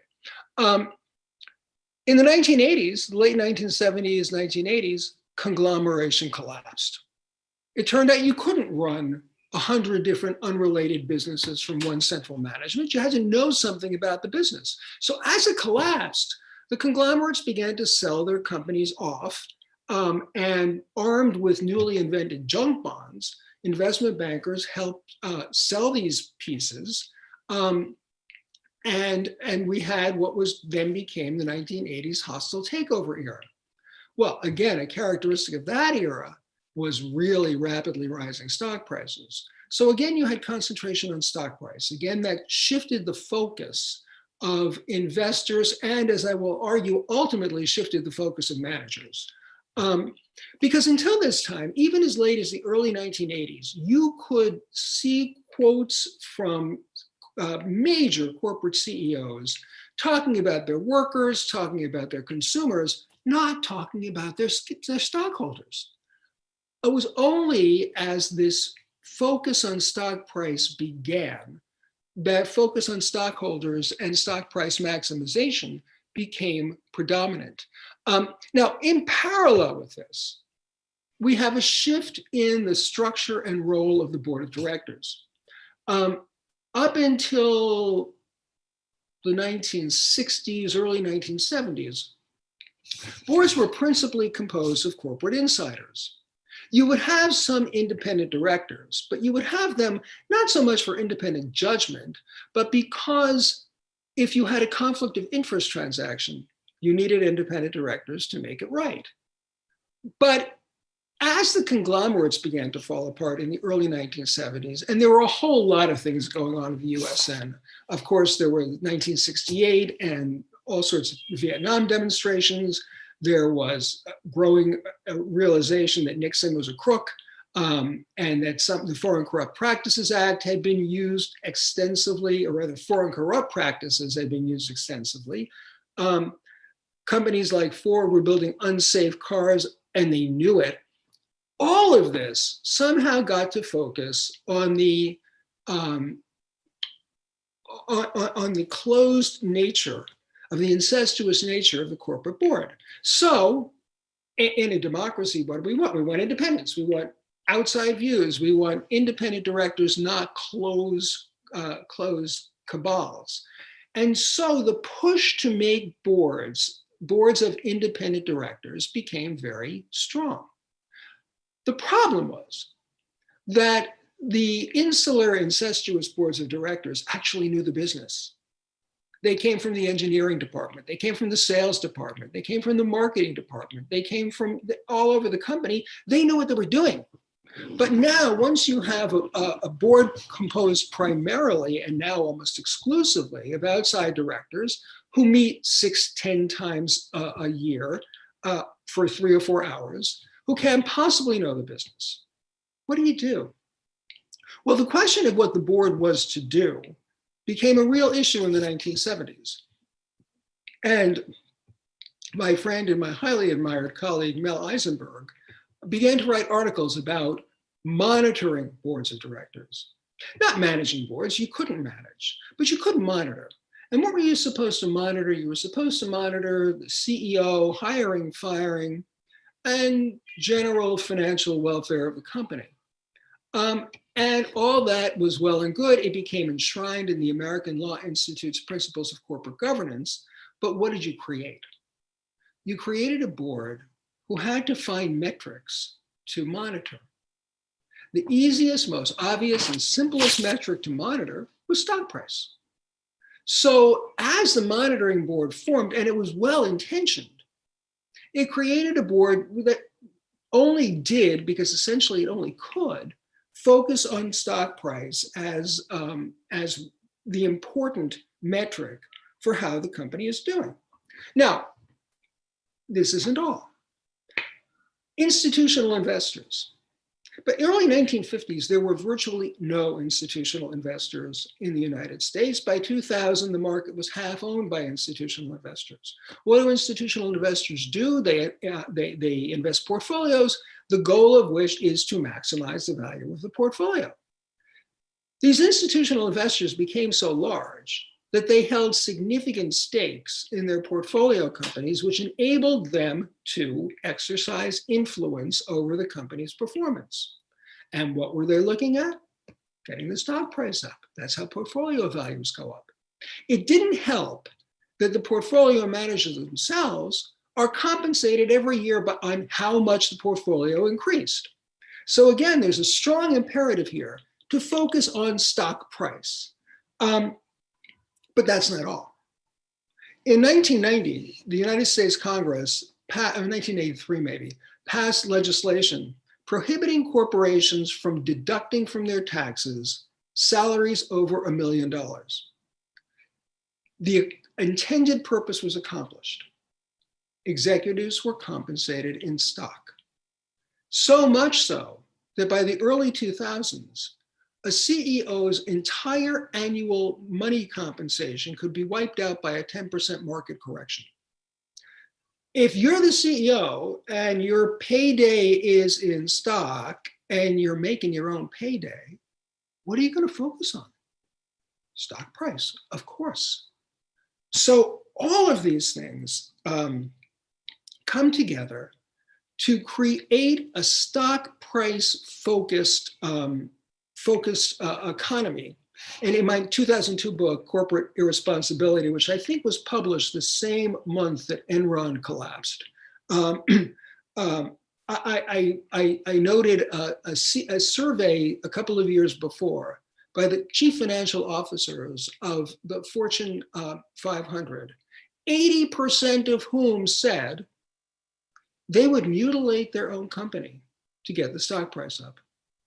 So we talk about sustainability, Adolf, and I am with you 100% on sustainability. In that book, I argued that American corporate capitalism was unsustainable on its current trajectory, because what was it doing? It was sucking the profits of the future for consumption in the present, which left no profits from the future. How is that going to work? And so these are reasons why, no matter what a CSR code says, as long as the financial incentives exist to have the corporation focusing on maximizing stock price, which sometimes means maltreating your workers or laying people off, sometimes means underinvesting in R&D, sometimes means, well, you got some environmental damage, we'll pay a fine, we'll go on and keep doing it. As long as those things are present, it's hard for me to believe that CSR codes are going to be truly effective. We have the same issue of sustainability. I have long predicted a collapse in the American corporate economy. I thought it happened in 2008 Unfortunately, the president did not push hard enough for the kinds of reforms that would have prevented it again. And so when we talk about codes of CSR, whether in supply chains or otherwise, we have to face the reality that financial and economic incentives based on the structure of markets and the structure of corporations prevent a very high barrier to achieving anything with CSR codes. Now, you and I are in agreement on something, and that's how to deal with it. You had suggested tax deductions for corporations that comply with codes, and I think that's a good idea. My suggestion, one of my suggestions in that book was capital gains taxation. So in the US, we have an on-off switch. If you hold stock for more than 1 year, you get very favorable capital gains treatment. If you don't, then it's ordinary income.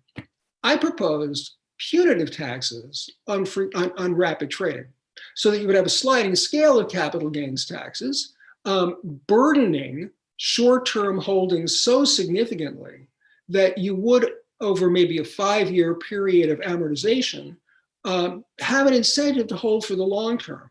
If you hold for the long term, you don't care about short-term stock price quite so much. And nobody's taken me up on that idea. In fact, nobody's taken me up on any of my ideas. So it's entirely possible that I'm wrong. But that, in a nutshell, is what I wanted to say today. I'm really looking forward to you coming to campus to talk about these things, because of course we have the same goals in mind. And thank you again very much for letting me be here. Thank you very much, Professor Mitchell. It's very nice to hear the perspective from the other side, coming from a CSR skeptic. Perhaps the Icdr can also organize another talk talking about the effectiveness of CSR codes of conduct. Last but not the least, ladies and gentlemen, is our last speaker, who will be speaking about Article 5 of the Chinese Company Law, which explicitly mentions business ethics and corporate social responsibility. We will have Ms. Michelle Su.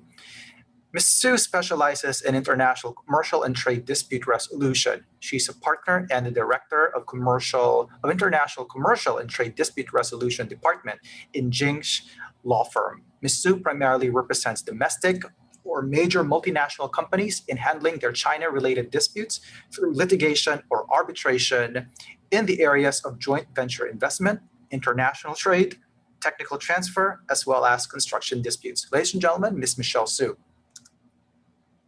Good afternoon, everyone. It's my great honor to speak. Sorry, I need to change a little bit. It's my great honor to speak here, and thank you for Mr. Adolf for inviting me to speak here. Where my presentation is about CSR from the perspective of Article 5 of the company or Chinese company law. Where my presentation was divided into four parts. The first part is the regulations and just one regulation laws and regulations of CSR here in China. The second is specific content of CSR. Also, the third is reality and the issues in the performance of CSR here in China. The last part is proposals for the CSR. We are hearing or the company law Article 5 said when conducting business operations, a company shall comply with the laws and administrative regulations, social morality, and business morality. It shall act in good faith, accept the supervision of the government and the general public, and bear social responsibility. Here is the source of all the it's like the source of the law, where it says that all the company and enterprise here in China should take and bear their social responsibility. That's a source of or CSR. CSR includes corporate environmental protection, social ethics, and the public interest, and consists of economic responsibilities, sustainable development responsibility, legal responsibility, and moral responsibility from our company law. That's also we have other laws and regulations. I noticed in Adolf's book talking about our listed company about CSR reports. Also, we have other laws talking except the company law.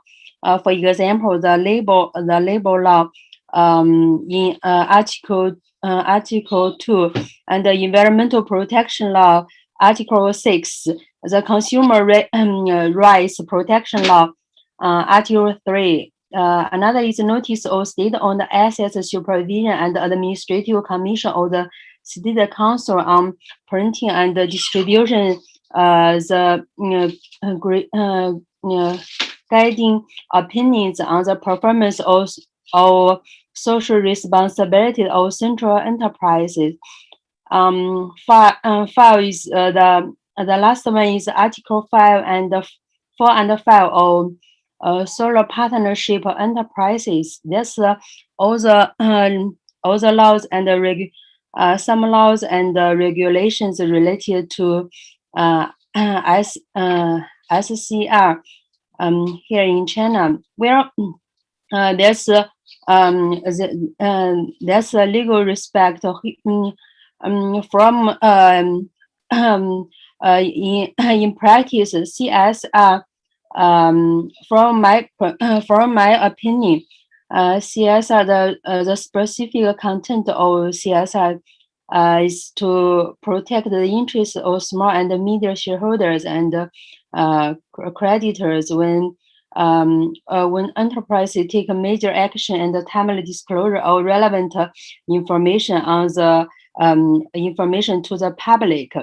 For example, actually, our law firm will publish our CSR report every year. Second is CSR or being honest to consumers and to ensure that the products are genuine and fair price. Where at the lots of companies, especially here, I want to talk about more about this. This responsibility for the companies, especially related to the food. We here in China, a lot of companies they don't follow this responsibility. We our consumers suffered a lot. The third is CSR or assuming basic labor security and development responsibility for employees. Here I mentioned in the labor law and the labor contract law, companies should take a responsibility of providing basic labor security and for the benefit of the employees. First is CSR elevating or helping the poor and developing charity. Especially there is some accident happened. For example, in 2008, after the earthquake, the huge earthquake happened in Sichuan, lots of companies they contribute a lot to and to take their responsibility. 5 is CSR protecting the environment and maintain the harmony of nature. The last one is the fair competition with the competitors. So this content of this specific content of CSR. Lots of companies here in China, when they perform their responsibility of CSR, they don't. There are some issues. For example, from our government level, the laws and the regulations for CSR are not yet complete. and the CSR has not been clearly defined. For example, or Article 5 of the company law is more like rules. It didn't have a tooth. It means that I checked some decisions from our court and other decisions from administrative department. There are just a few government agencies will use this Article 5 to find some company if they don't follow this article. It didn't our court and our government didn't use this article quite often. Where the second is at the corporate level, corporate owners have a weak sense of CSR. Just like the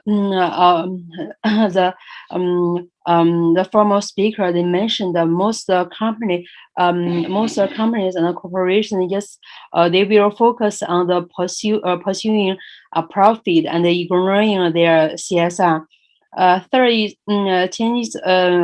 Most Chinese enterprises lack a responsible attitude towards consumers in the production process. First, the Chinese companies lack their own corporate culture.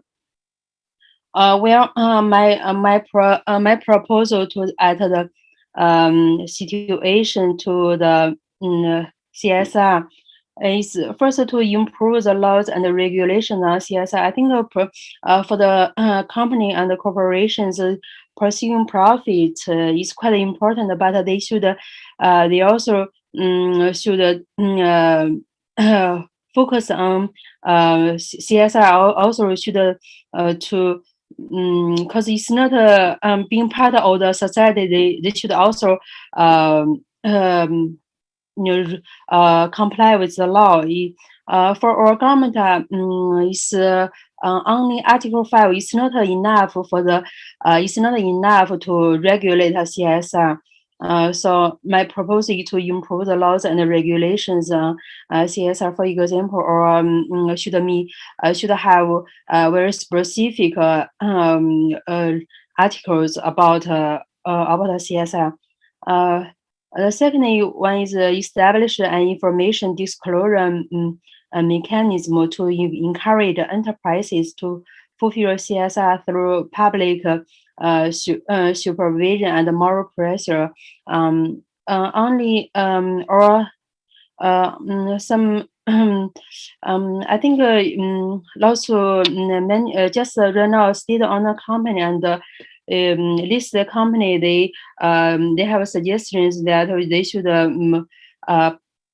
public their CSR report every year.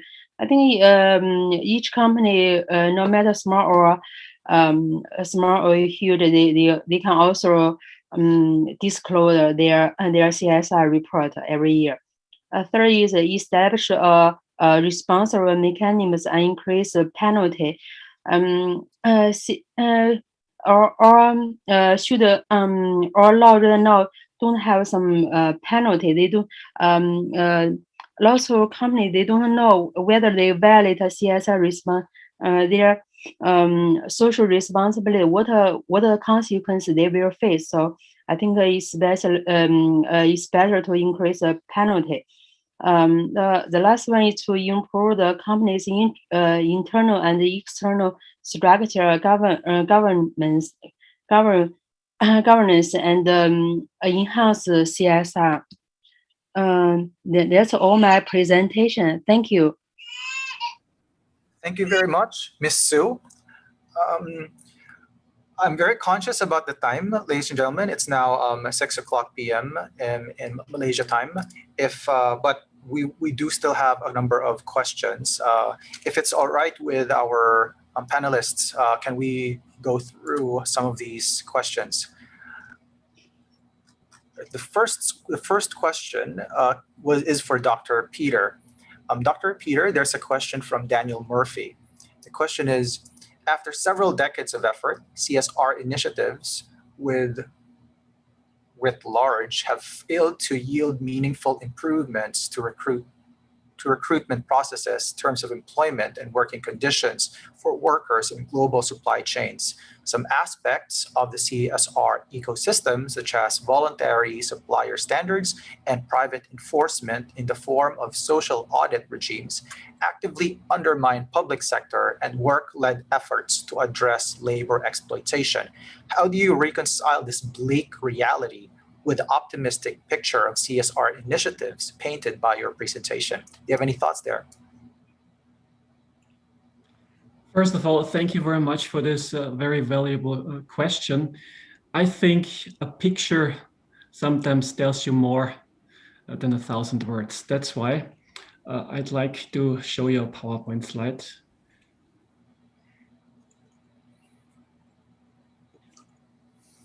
I hope that everyone can see that. So I can see it. 1 second. Just want to go into the presentation mode.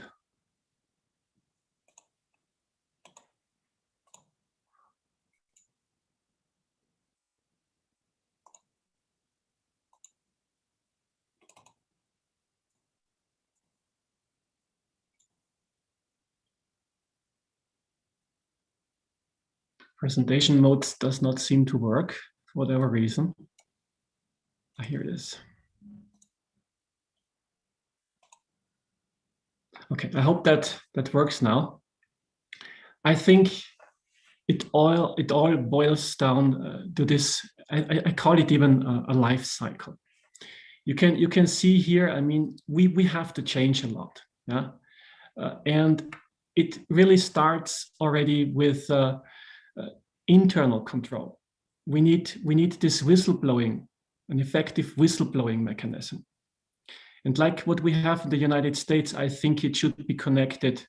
Whistleblowers should be rewarded if those comments really lead to the uncovering of certain irregularities. Then, of course, we have we have to have a day-to-day implementation of CSR policies. We need corporate ethics officers, compliance officers on a daily basis to be in charge of this process. We need, as part of the internal control, we need a CSR committee composed of independent directors, like what I mentioned in the presentation already. And of course, so important, I cannot overemphasize that, is this external review. We need to really have comprehensive, reasonable assurances. It's not happening right now.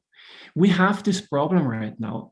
There is, unfortunately, and I realized that, and I also covered that in the book, yes, there is a lot of greenwashing, a lot of window dressing. A lot of these CSR reports, they cannot be compared. They're not comparable. CSR targets, they differ a lot. So we have a lot of issues. There's a major problem for people that study those CSR reports to really understand everything. And I think also a major problem is that many companies, they never talk about the negative impacts. Yeah? That's why it's also so important to comprehensively implement those GRI standards, for example, what I mentioned. Yeah. So we have now whistleblowing, we have internal, external control, and of course we need to also have corporate tax incentives, what I talked about. We need to have a remuneration system, yeah, that connects CSR targets with the compensation of the directors and the officers. So this is also very crucial, and I thank also for the comments of our CSR skeptic Professor Mitchell, yes, this is, I think it's a major issue that everything is only important. I mean, everything is so focused on stock prices nowadays. I totally agree with Professor Mitchell. That's why we have to counter that. We have to counter that. We have to come to a situation where CSR really pays off. That's the most important thing. Yeah, and then we can see here as well. I mean, the legislators' roles are very important. We have to make CSR reports comparable. I mean, this can be done by legislations. This can be done by corporate governance codes. This can be done by stock exchange listing requirements and so on. Yeah, because this is really crucial. And of course, we need this implementation along the entire supply chain. And I was talking about it. Arbitration here will play a significant role. So yes, I understand your concern. I think my personal answer would be, yeah, let's call it this life cycle, yeah, from contract to internal control, external control, and to arbitration. I hope that answers your question. Thank you very much, Dr. Peter. Just wanted to share that recently I saw a documentary where some of the mica, the makeup industry are being mined in certain areas where there have been issues with how to deal with those types of disputes. So it's really, I think, a very complicated issue, resolving those types of inequities through CSR models.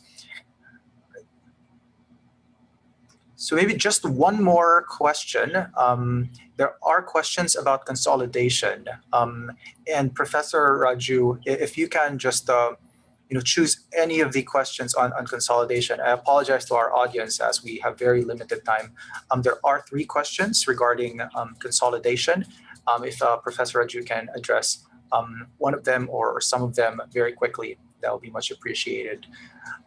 Just for Professor Raju, some information. One question is, can consolidation be achieved where proceedings are brought under different contracts, providing for different governing laws? The other question is, what impact do step and split clauses have on consolidation? And another question is, should a consolidation clause be included, and what should it contain? Thank you so much, Jay. It's a very interesting situation. We start with the concept that consolidation will work provided the lex arbitri allows it, and most lex arbitri says consolidation will be with the agreement of the parties. Then we go into the arbitration agreement itself. When we go into the arbitration agreement, normally the arbitration agreement involves 2 parties. If there's a third party, it will provide for it. I think the trend that is actually happening is the arbitration agreement refers to a set of rules which it becomes part of the agreement of the parties. And that's where the expansion is going on, where the rules we saw, the various kinds of rules, seem to allow, as long as you put the same rules in, they are able to consolidate if necessary. So I think that seems to be the approach that I'm seeing, instead of actually maybe not focusing on the agreement itself, trying to draft the consolidation in it, is to actually choose a set of rules that will facilitate that throughout. So I think there will be, I suppose this is where the arbitral institutions are moving very clearly to develop all these innovative ways of allowing more parties to be brought in, to allow people to be consolidated even if they don't want to, by way of this agreement incorporating their rules. I think that's the best way I can answer that question. So there may be 2 ways of looking at it again. Look at the arbitration agreement. Perhaps I think the real thing is to look at the rules now. That's where the real action is. Thank you. Thank you very much, Professor Raju. I guess that concludes the presentations of our speakers. I thank you for extending your time, and I hope you have clarified a lot of questions in the minds of our participants and audience. Just to continue with the ending note, may I turn over the floor to the ADR Secretariat, Shalini? Thank you, Mr. J, for stepping in as the moderator for today's event. I must say that that was a very enlightening and productive discussion. I hope everyone felt the same as well. Thank you, everyone. We appreciate that you are here today. Special thanks to our speakers today, Dr. Adolf Peter, Mr. Peter Ashford, Dr. Professor Sundra Raju, Dr. Lee Hu, Dr. Marcus P. Biham, Professor Ezra Mitchell, as well as Ms. Michelle Zhu. AIADR would especially like to extend their gratitude to the Shanghai University of Political Science and Law for co-organizing this webinar, as well as our supporting organizations, Beijing Zizong Technology Co. Limited, Springer Nature Technology and Publishing Solutions, and the China Maritime Arbitration Commission.